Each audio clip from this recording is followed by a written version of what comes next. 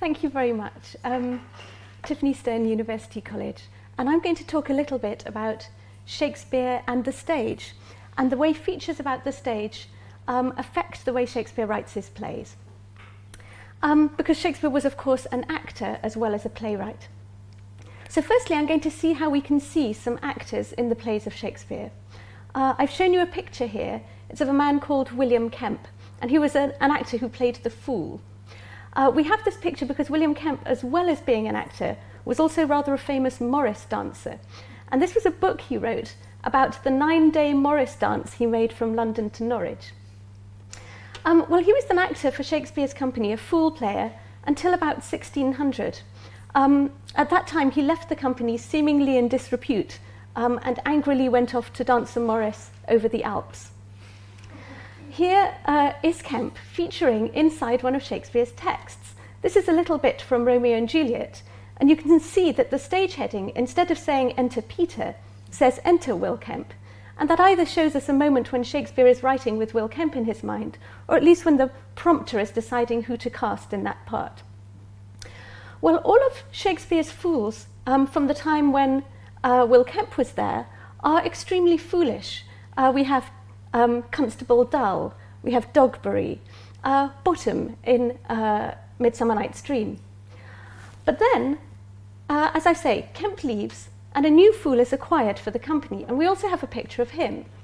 This is Robert Armin, and he's a very different kind of fool, as you can see. If you look at this picture, you can see that he has hanging on his belt two things. One is a big sort of triangle in the front. That's his purse, which is why thieves were called cut purses.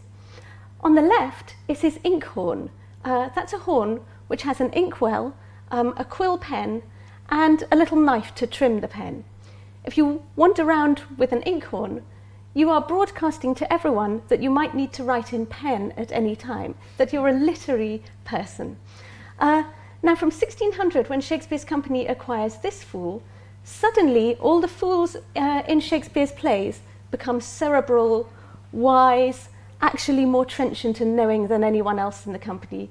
So we get the wise fool in Lear, we get Feste, we get Touchstone, these wise fools.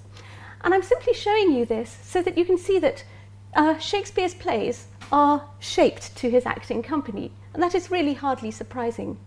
There are other ways in which we can spot things happening in the company, even when we don't know the actors. I'll give you a little example. Here we have a moment in Cymbeline. What's happened here is that two boys have found what they think is a dead body. In fact, it isn't, but I won't go into that now. They decide to sing a song to this person they've been looking after. But then they change their minds. They won't sing the song, they will in fact say it. Though now our voices have got the mannish crack, sing him to the ground, as once to our mother. And the reply is, I cannot sing, I'll weep and word it with thee. So one says their voices have the mannish crack, and the other one says, I can't sing, and the second one agrees, actually, why don't we just say our song instead? What's happened here is a speedy revision because of voice breaking in the company.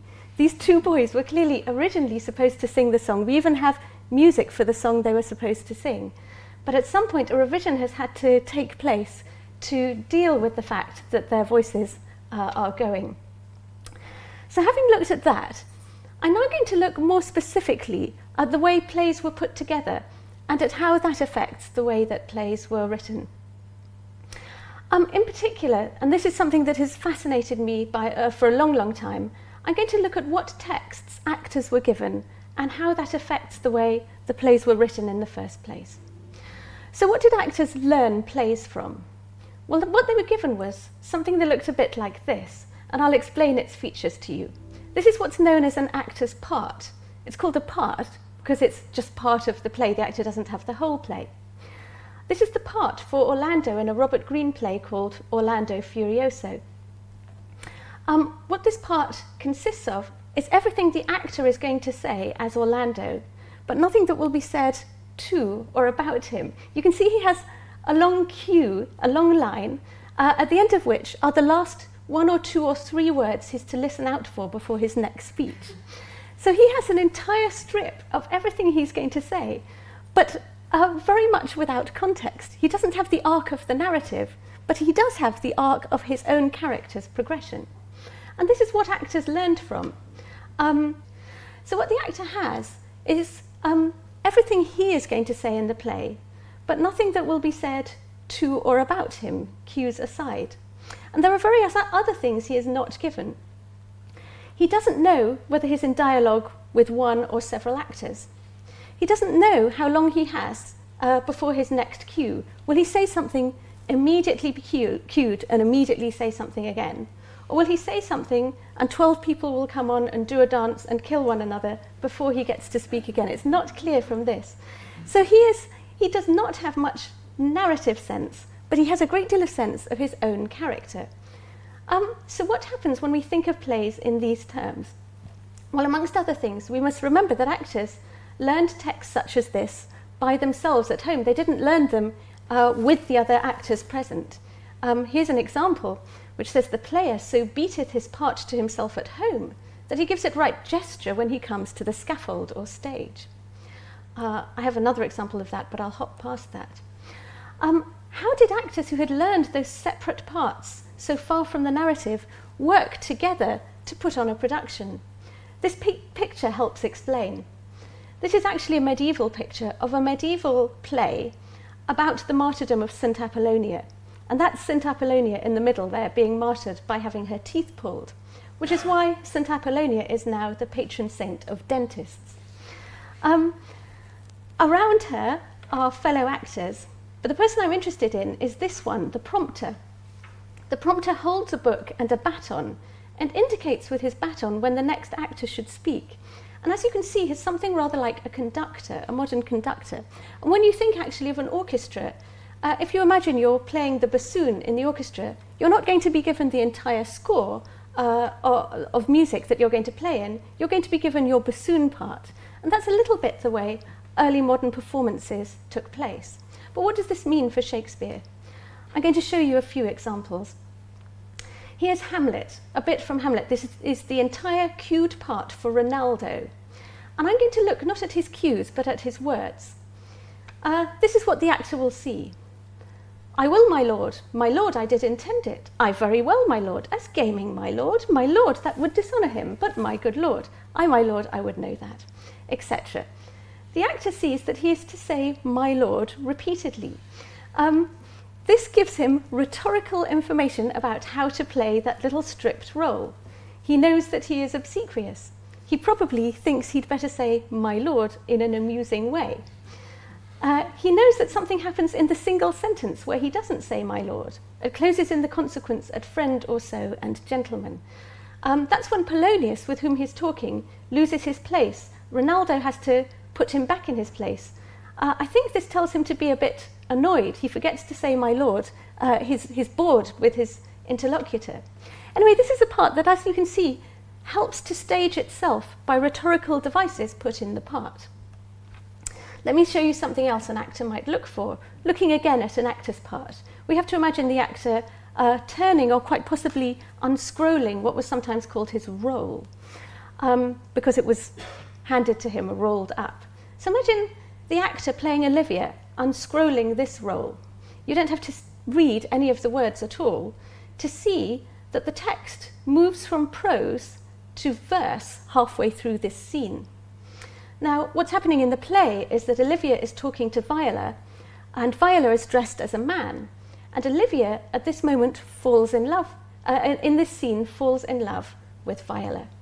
And the actor playing Olivia will see at once that it'll be a man player, he will see at once that his method of speaking changes very significantly halfway through this scene. And it is, of course, at the moment when he falls in love.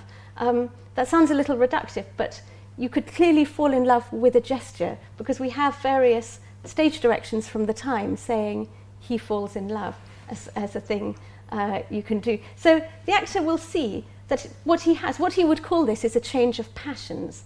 Actors would divide their parts into passions and look for clues to see that their passions were changing. Acting at the time was sometimes called playing, but was sometimes called passionating.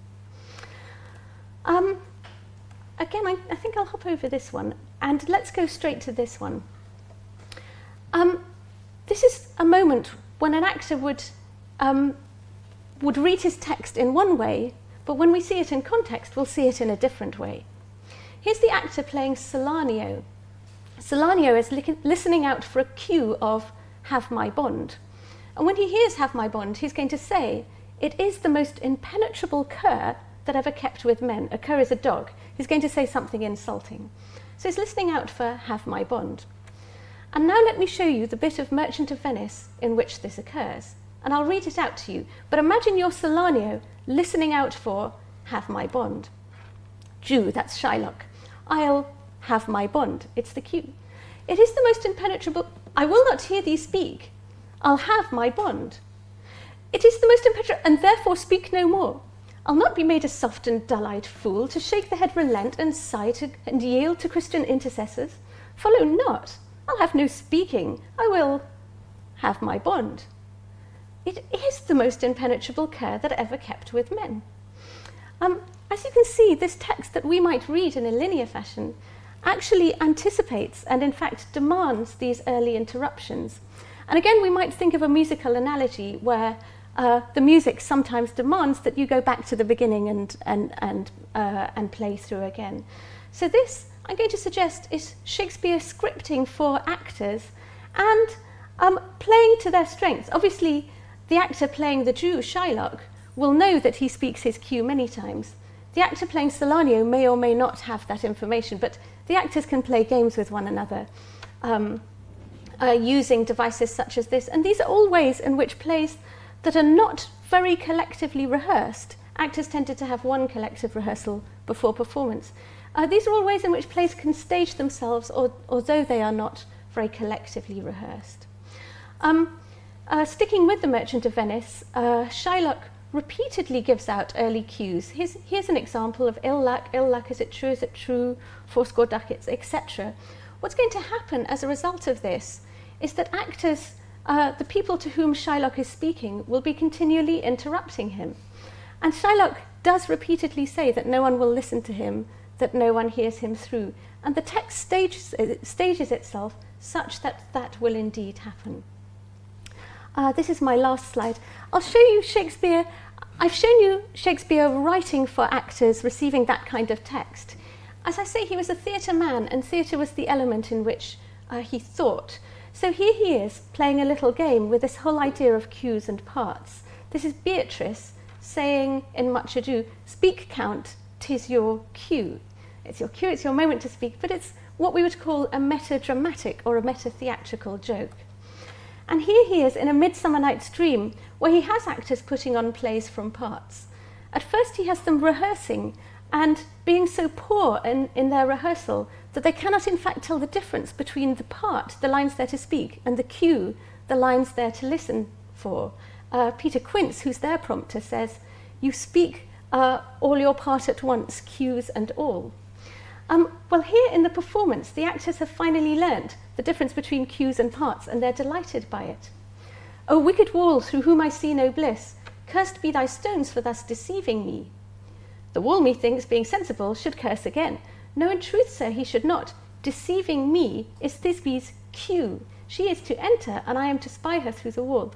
So these are amateur actors proud at finally understanding the nature of cued parts. And that takes me back again to specific actors in Shakespeare's company. I'm going to end on an epitaph from a man called Richard Burbage. Richard Burbage was Shakespeare's lead actor, the first Lear, the first Othello, the first Hamlet. And this is an epitaph written when Richard Burbage died. I think it's one of the shortest epitaphs ever. Here it is. Exit Burbage.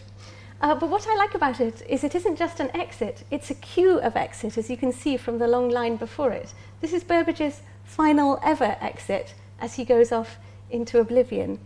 But this does tell us that even poets, that people at the time were very familiar with the construction and the look of the cued part. And as I say, Shakespeare in particular wrote to and about those things because they were also the very ways in which he himself had learnt his texts. Thank you.